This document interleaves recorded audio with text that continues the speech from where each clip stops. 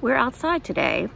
I have not been able to get into the kitchen because I have had that wicked virus for the past several days. Thought I was going to be okay to do something today, but I still tested positive. So I feel great. It was really no big deal. But we were out in the garden today and I wanted to show you a few of my favorite varieties that I'm growing. A couple for this fall and then a couple from this summer that are still hanging on and still producing. So I'm going to turn you around here in a second and we're going to get started. Welcome to Grow and Preserve. I'm Carter. I'm thrilled you're here. All right, we're going to start with one of my two dedicated fall beds. And this, I want you to see, here's my, plants want to grow kind of thing.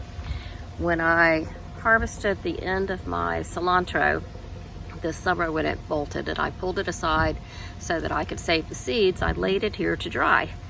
And you can see some of the seeds clearly fell off. In fact, even outside of the bed, they fell off. Plants just want to grow. So I'm thrilled to have the extra cilantro coming in. This is one of my favorite cabbages here. I have 4 of them. This is called the farro cabbage. It produces a very nice, tight, medium small head, but it's absolutely delicious. And then let's move over to the broccoli. I have 2 different types here. This is the Atlantis. I believe it's like a 33-day variety, which is crazy for broccoli. So I'm not seeing any heading up action going on in there now, but it should be very soon. And this is Happy Ridge broccoli. This one is more of a sprouting type broccoli. So you just keep picking and picking and picking, and it's fantastic. And then cauliflower. This is the song cauliflower. I'll show you around here. That one looks more like a broccoli there, but you see the little baby cauliflower? So song is another one of those varieties. It's less than 40 days, which is just, I think it's less than 40 days. I'll double check that, which is just crazy. It's a hybrid. It's from Johnny's, and it produces just wonderful cauliflower. It has green stems, and there, see, that one's gonna start to head up here soon too. The song cauliflower has green stems. I'll try to find a picture of it from the spring when I had some growing in here.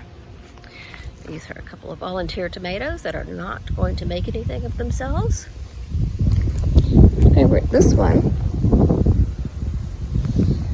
So you can see in this bed, I still have the cover on because they're too small to fight off the worms and the caterpillars and whatever else. Oh, see that moth? Look at that moth. It's trapped inside there. That is not where I want the moth to be. Ooh, it's got this little black tip. I'm gonna have to get the moth out of there.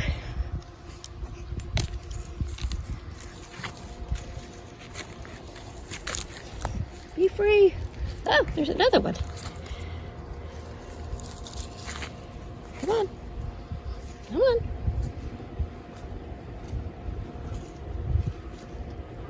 Good. Huh, did you see that?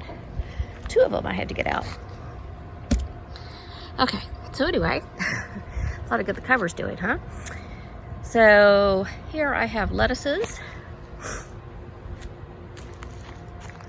And then it says broccoli.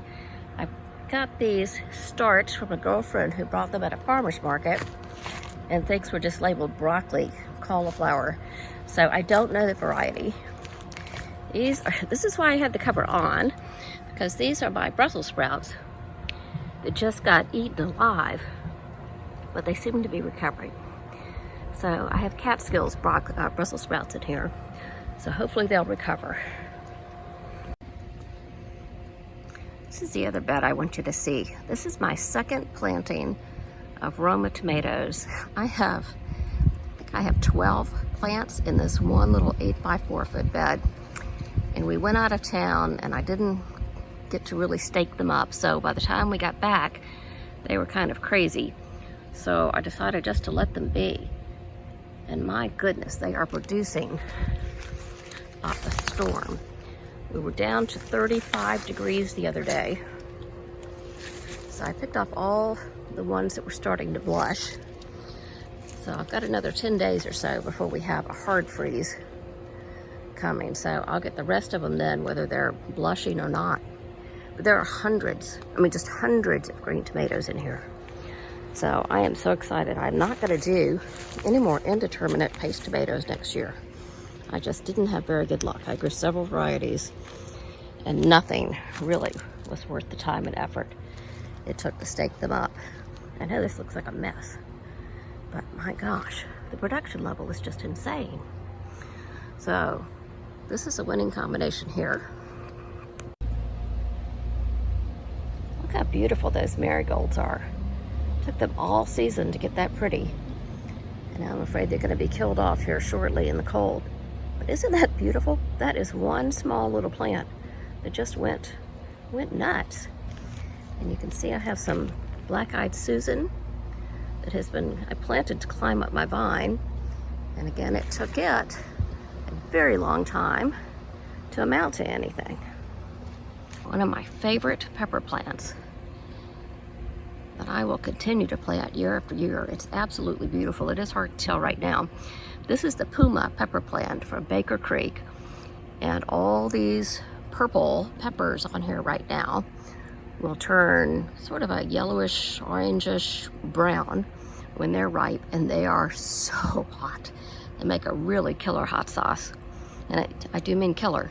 For me, it's way too hot, but my husband loves it. But the plant is beautiful. I'm hoping that these will ripen before our really bad frost coming up in about 10 days. But we'll see. I'll pick them regardless. Here's another beautiful marigold. I wish it didn't take them so long to get to this point. Yeah, they stay small and scrawny all summer long. I'd like to have them overflowing like this, but no. My hot peppers took a heck of a beating in the 35-degree temperatures the other night. I think we had another night at 37. So they are not going to survive much longer. You could see probably, I think you could see it, how yellow they are right now. So I'll get the rest of those peppers off before our deep freeze. Can you see all these wasps flying around? It seems to be wasp mating season. They are absolutely everywhere. Anyway, I had some peppers do extremely well. Look at those Tabascos. Can you see the Tabascos, the big ones in the background? Let's see if I can point to them right up here. All of those are Tabascos. And we picked all the red ripe ones before the 35-degree temperatures, but I'm hoping those orange ones will get there in the next 10 days. I'm gonna wrap up today's garden tour with a look at the new patio. Now, for some reason, I'm not allowed to walk on it yet. I don't know, some sealant or something has to be done. But that bench back there, I think is gonna be great for seating.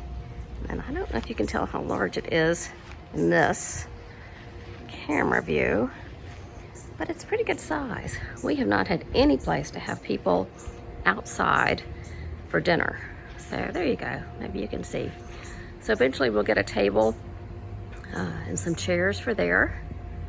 So I'm very excited about that. And this, my husband would scream if he knew I were putting this online. Those are my compost bins, and that's my leaf mulch in the works back there. So we're gonna get a new potting bench, get that set up here, figure out some way to cover the not so pretty aspects of my composting and mulching.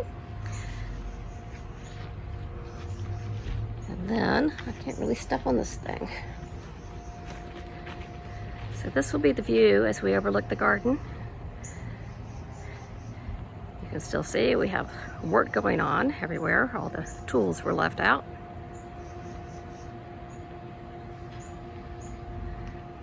Thank you so much for joining me on the garden tour today. I'm sorry there's not much going on in the garden right now. It's, you know, that crazy time of year. But if you want to see one of my earlier garden harvests, I have taken out so much produce out of this. I will put a link to it, I think on this side.